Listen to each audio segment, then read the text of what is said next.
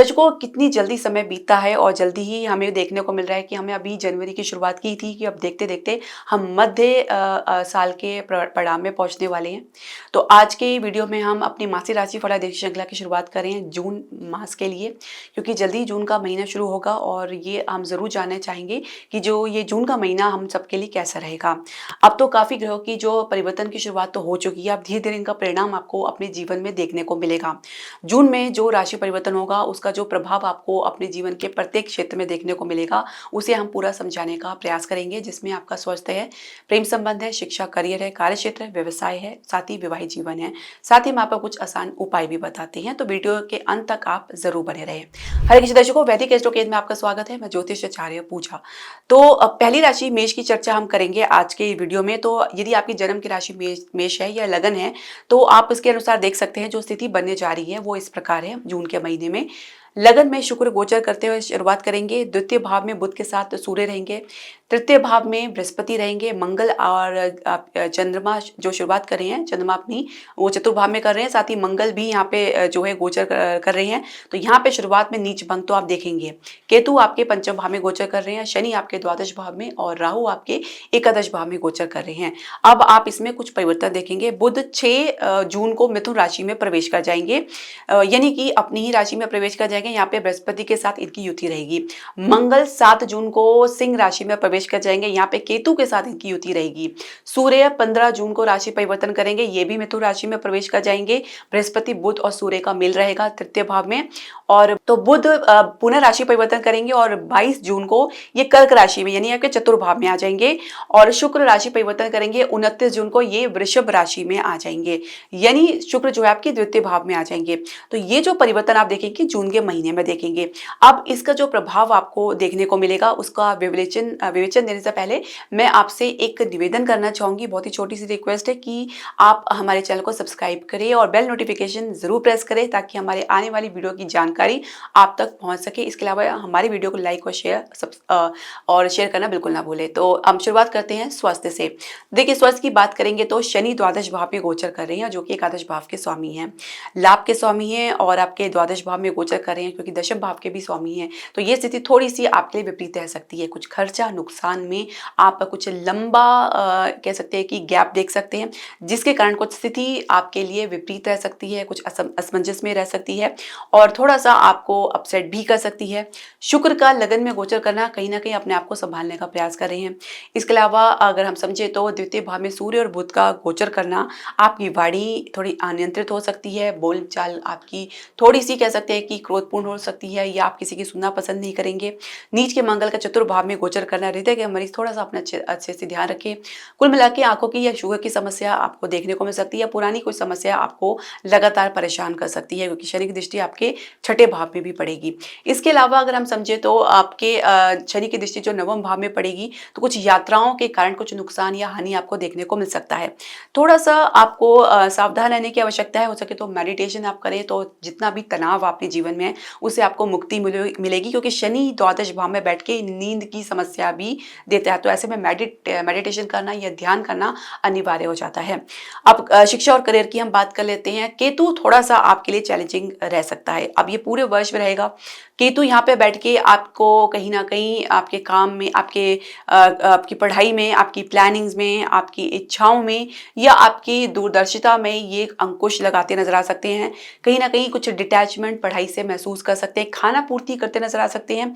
पढ़ाई में ज़्यादा दिलचस्पी बनती हुई नजर नहीं आ रही है, और जिसकी वजह से ये थोड़ा सा आपके परिणाम को भी प्रभावित कर सकते हैं।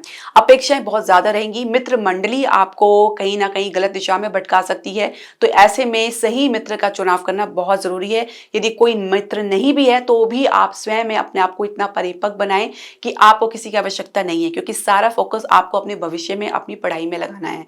इसके अलावा अगर आप कंपटीशन का प्रयास कर रहे हैं तो अच्छी सफलता आपको जरूर देखने को मिलेगी। कैंपस प्लेसमेंट में द्वितीय सप्ताह से आपको जो है अच्छी सफलता देखने को मिल सकती है। और शुरुआत अगर आपने कर रखी है तो थोड़ा सा आपके लिए मुश्किल भरा रह सकता है, क्योंकि नए माहौल में अपने आप को एडजस्ट करना ये आपके लिए चुनौतीपूर्ण इसलिए भी रह सकता है क्योंकि शनि आपके दशम भाव के स्वामी और एकादश भाव के स्वामी होकर द्वादश भाव में गोचर कर रहे हैं। तो ये थोड़ा सा आपको आपके कार्य क्षेत्र के माहौल में कुछ आपको एडजस्टमेंट के लिए प्रेरित भी कर सकते हैं और कुछ आपको मजबूर भी कर सकते हैं। और दूसरी बात, शनि की दृष्टि द्वितीय भाव में भी पड़ रही है, तो अपनी बातों को कहने में आप थोड़ा सा हिचकिचा सकते हैं या आप असमर्थ महसूस कर सकते हैं। कुल मिला के कुछ हेजिटेशन आपके भीतर देखी जा सकती है। तो ये थोड़ा सा आपको इस एनर्जी को अपने लिए पॉजिटिवली हैंडल करना होगा, क्योंकि आप ग्रह को जो गोचर है, जो उसके स्थान को परिवर्तित नहीं कर सकते हैं, ना ही उसके परिणाम को परिवर्तित कर सकते हैं। बजाय इसके कि आप खुद को एडजस्ट करें और खुद को इसके हिसाब से ढालकर चलें तो ज्यादा बेहतर रहेगा। जल्दी ही आप अपने आप को इनके अनुसार चलने के कारण जल्दी ही आप गति प्राप्त करेंगे, और आप इनकी एनर्जी को समझकर यदि कुछ व्यवहार करते हैं या कर्म करते हैं तो निश्चित तौर से फिर आपको सफलता भी देखने को मिलती है। कुछ इस प्रकार से समझेंगे कार्य क्षेत्र के लिए। तो कार्य क्षेत्र की हम बात करेंगे तो वही बात है कि दशम भाव के स्वामी, एकादश भाव के स्वामी शनि आपके द्वादश भाव में गोचर करे और यही 2.5 साल तक रहेंगे। तो एक प्रकार से कह सकते हैं एक समस्या थोड़ी सी आपके लिए बढ़ सकती है। कोई भी समस्या जिसको आप सुलझाने का प्रयास करें उतनी उलझी जाएगी, जितना भी आप एडजस्टमेंट करने का प्रयास करें उतना ही आपके लिए स्थिति थोड़ी सी विकट रह सकती है। और दूसरी बात ये भी है कि शनि यहाँ पे मीन राशि में रहकर कुछ अच्छा परिणाम भी आपको दे सकते हैं। कुछ जॉब परिवर्तन के साथ कुछ आपकी रिस्पॉन्सिबिलिटी में भी परिवर्तन देख सकते हैं, कुछ नई रिस्पॉन्सिबिलिटी आपको देखने को मिल सकती है। नई जॉब के लिए प्रयास करें तो अच्छी सफलता आपको जरूर देखने को मिलेगी। इसके अलावा आपको काफ़ी यात्राएं भी करनी पड़ सकती है। सोच समझ के बोलना आपके लिए अब अनिवार्य रह गया है, क्योंकि आपकी वाणी जो है वो नियंत्रण कर रही है शनि महाराज जी द्वादश भाव में बैठ के। तो उतना ही बोले जितना ज़रूरी है। अपनी तरफ से कोई भी कमिटमेंट देने से पहले, अपनी तरफ से कोई भी रिस्पॉन्सिबिलिटी उठाने से पहले स्वयं को विचार करें कि आप इसको करने में सक्षम है भी या नहीं। तो किसी दिखावे में से आप दूर रहें। संघर्ष और मेहनत और ईमानदारी से चलेंगे, आपको सफलता प्राप्त करने से कोई नहीं रोक सकता। तो राहु आपकी जो सफलता प्राप्ति के लिए थोड़ा सा उकसा सकता है। स्टेटस मेंटेन करने के लिए, किसी दिखावे के लिए अगर आपको झूठ का भी सहारा ले रहे हैं, कुछ शॉर्टकट अपना रहे हैं, तो शनि आपको अच्छा खासा सबक सिखा सकता है। इसके अलावा व्यवसाय बिजनेस की हम बात करेंगे तो एक अच्छी शुरुआत आपको देखने को मिलेगी। और इसके अलावा शेयर मार्केट कुछ अच्छी आपको गति देता हुआ नजर आ रहा है और परिणाम देता हुआ नजर आ रहा है। इसके अलावा द्वितीय सप्ताह से आपको घरेलू उद्योग और प्रॉपर्टी के बिजनेस में या वाहन के बिजनेस में भी अच्छा खासा एक मजबूती देखने को मिलेगा, एक स्टेबिलिटी आपको देखने को मिलेगा। इसके अलावा अगर हम बात करें विदेश से अगर आप प्रयास कर रहे हैं तो संघर्ष के बाद आपकी विजय निश्चित है। इसके अलावा अगर हम बात करें फाइनेंशियल सेक्टर की तो कुछ हाई पैसा बन सकता है कि बहुत कुछ है, पर भीतरी जो चीजें हैं वो खोखली भी नजर आ सकती हैं। तो ऐसे में आप कुछ गलत फहमी का शिकार हो सकते हैं। तो वास्तविक स्थिति के समझ कर ही आप कुछ निर्णय लें। तो इसके अलावा हम चर्चा करेंगे प्रेम संबंध की। तो प्रेम संबंध की हम बात करेंगे तो केतु थोड़ा सा आपके लिए चुनौती उत्पन्न कर रहे हैं, चाहे वो आपका शिक्षा, करियर या प्रेम संबंध क्यों ना हो। यहाँ पे बैठ के केतु कहीं ना कहीं डिस्टेंस बना रहे हैं, कुछ इस प्रकार की परिस्थिति भी लाकर खड़ी कर रहे हैं आपके सामने, जहाँ पे आपको असली जो परिस्थिति है, जो वास्तविक स्थिति वो नजर आएगी। एडजस्टमेंट करने के बावजूद भी कुछ खोखले आपको रिस्पॉन्स देखने को मिल सकते हैं, जो आपके आत्मविश्वास को और भी ज़्यादा डैमेज कर सकते हैं। आप अपनी तरफ से कुछ प्रयास भी करना नहीं चाहेंगे, कुछ भविष्य के ऊपर या कुछ ईश्वर के ऊपर छोड़कर चलना चाहेंगे, तो ये भी एक सिचुएशन बेहतर है, क्योंकि अभी आपके हाथ में कुछ नहीं है। क्योंकि कहीं ना कहीं आप लोग की सोच विपरीत दिशा में बढ़ सकती है, जहाँ पे आप और आपके पार्टनर किसी एक मुद्दे में कुछ समझौता करते हुए नजर नहीं आ सकते। ये स्थिति थोड़ी सी और विकट भी हो सकती है यदि आपकी कुंडली में केतु की दशा या अंतरदशा या कोई ग्रह की दशा चल रही है जो केतु के नक्षत्र में है।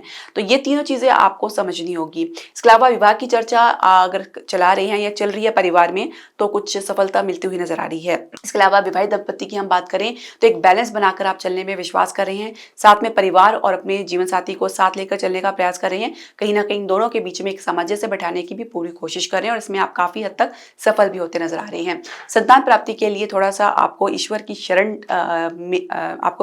लेना पड़ सकता है, तपस्या करनी पड़ सकती है। केतु और राहु का संपर्क पंचम भाव में या पंचम भाव से होना कहीं ना कहीं एक विघटन या अवरोध का संकेत देता है।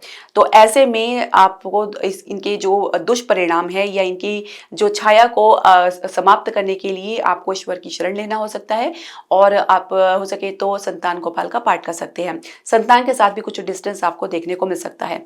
तो उपाय के जैसे मैंने आपको अभी बताया कि अगर आप संतान प्राप्ति के इच्छुक है तो संतान गोपाल मंत्र का नित्य जाप करें, हरिवंश पुराण का पाठ भी कर सकते हैं। इसके अलावा आप अपने लग्नेश का उपाय करें, मंगल नीच अवस्था में है हैं थोड़ा, तो हालांकि इससे जल्दी ही बाहर निकलेंगे, लेकिन फिर भी इसको मजबूती प्रदान करें, क्योंकि मंगल की युति केतु के साथ रहेगी। संबंध को तोड़ने में एक सेकंड भी नहीं लगाएंगे और कहीं ना कहीं झटका आपको अपने संबंध को लेकर देखने को मिल सकता है। और ये स्थिति आपको देखने को मिल सकती है कि जल्दबाजी में लिया गया कोई भी निर्णय आपके प्रोफेशन को या आपके पर्सनल को या फिर किसी प्रकार के आसपास के सिचुएशन को काफी हद तक खराब कर सकती है, क्योंकि राहु माफ कीजिएगा मंगल और केतु कहीं ना कहीं आपको उकसाने का प्रयास कर सकते हैं। अपने आसपास के लोगों के साथ या परिणाम के लिए बहुत ज्यादा उत्साहित रह सकते हैं, तो इसलिए आपको सावधान रहना है। तो मंगल के लिए आप प्रत्येक मंगलवार को आप गाय को मीठी रोटी खिलाएं और लाल वस्तु का दान कर सकते हैं हनुमान मंदिर में जाके, और उनका दर्शन करें और हनुमान जी के चालीसा का पाठ नित्य करें। दर्शकों, इसके अलावा आपके जो भी प्रश्न, सजेशन या क्वेरी आप हमारे कमेंट बॉक्स में जरूर डालें। हरे कृष्णा।